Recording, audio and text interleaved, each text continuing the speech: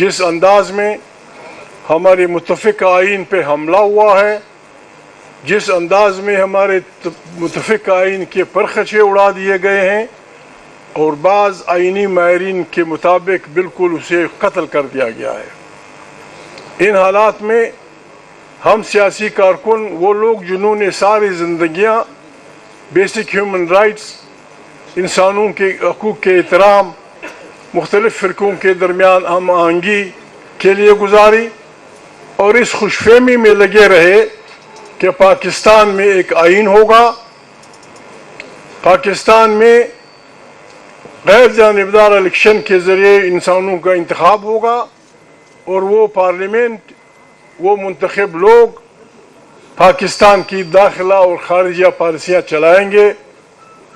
ہم پہلے بھی مشکوک تھے، میں آج پتہ نہیں کیوں دل چاہتا ہے کہ کچھ کہوں، ہم پہلے بھی مشکوک تھے کہ یہ ملک عوام کے لیے ہے یا واقعی ایک جمہوری ملک ہے، لیکن اس کی تاریخ ہم دیکھتے ہیں 75 سال میں سارا جھگڑا اس بات پہ ہے کہ کس طرح سول اتھارٹی کو کمزور کیا جائے، فارغ کیا جائے، ختم کیا جائے۔ آج میرے ذہن میں بالکل تو یہ سوال ہے کہ کیا یہ ملک فوج کے لیے ہے یا یہ فوج پاکستان کی ملک کے لیے ہے؟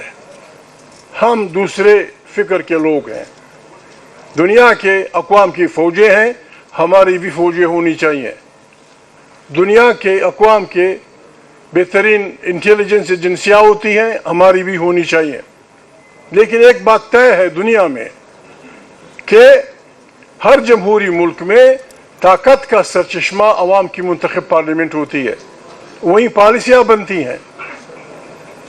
دنیا میں یہ طے ہے کہ جس آدمی کے ہاتھ میں تلوار ہے، جس آدمی کے ہاتھ میں بندوق ہے، وہ سیاسی جرگے میں نہیں بیٹھے گا، اور اگر اس کو وہ ڈیوٹی پسند نہیں، بسم اللہ کر کے بندوق رکھ دے، آئیں منتخب ہو جائیں، پارلیمنٹ کا حصہ بنائیں۔ رئیس سے یہ میں امید ہماری موجودہ جو کچھ ہوا اس نے ہمیں وہ کر دیا، بالکل ہماری امیدیں ختم کر دی ہیں۔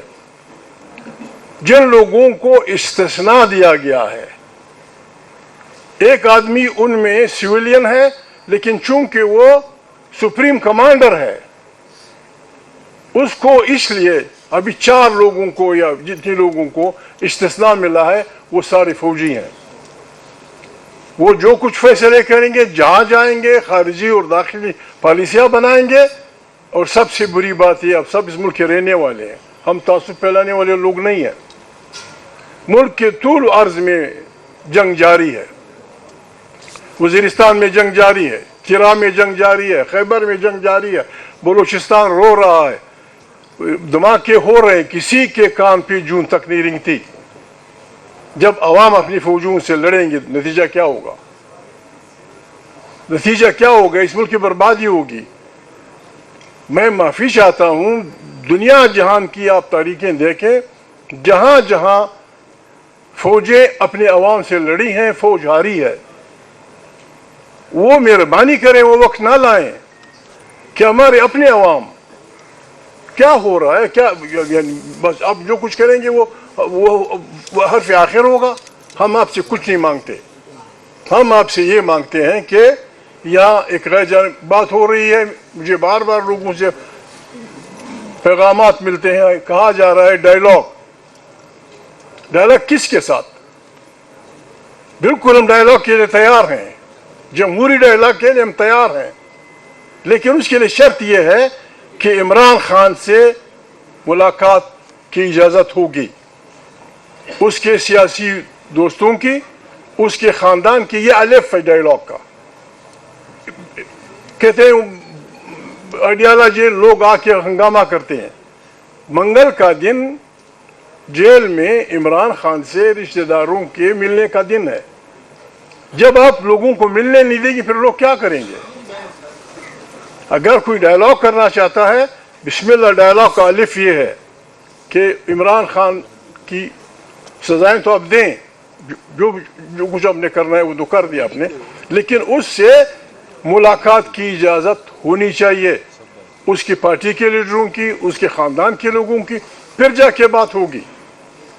ڈائلاگ اس لیے ہوگا کہ یہاں ایک ساری سیاسی پارٹیاں, ہم نے یہ کانفرنس اس لیے بلائی تھی, ہماری دلچسپی یہ نہیں ہے, میری ریکویسٹ ہے تھی اور اب بھی ہے, میاں نواز شریف سے, مولانا فضل الرحمان سے, جماعت اسلامی کے اکابرین سے, ANP کے اکابرین سے, جتنی بھی سیاسی پارٹیاں ہیں, مہربانی بیٹھیں, آپ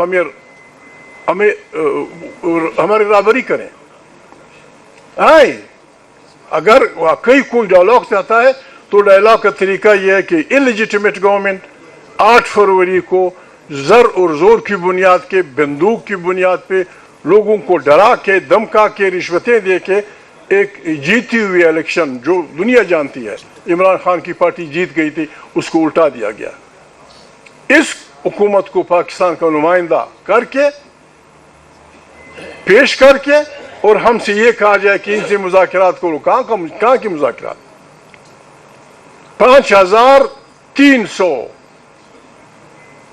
لاکھ خرب 5300 ارب روپے IMF کہتے ہیں کہ ہمارے فنڈ سے آپ لوگ ہضم کر چکے ہیں. اس طرح کا سسٹم کیسے چلے گا اس ملک میں؟ ہم آپ سے کچھ نہیں کہتے, مہربانی کریں. ابھی قومی وطن پارٹی کے میرے دوست نے تقریر کی, تجاویز دیں, آپ سب تجاویز دیں. یہاں یہی لوگ ہمارے ہیں, آسمان سے لوگ نہیں اتریں گے, اچھے ہیں برے ہیں, ہم یہی لوگ ہیں. ہم نے یہاں بیٹھ کے ایک ایسا طریقہ نکالنا ہے جس سے یہ ملک اس بحران سے نکل جائے.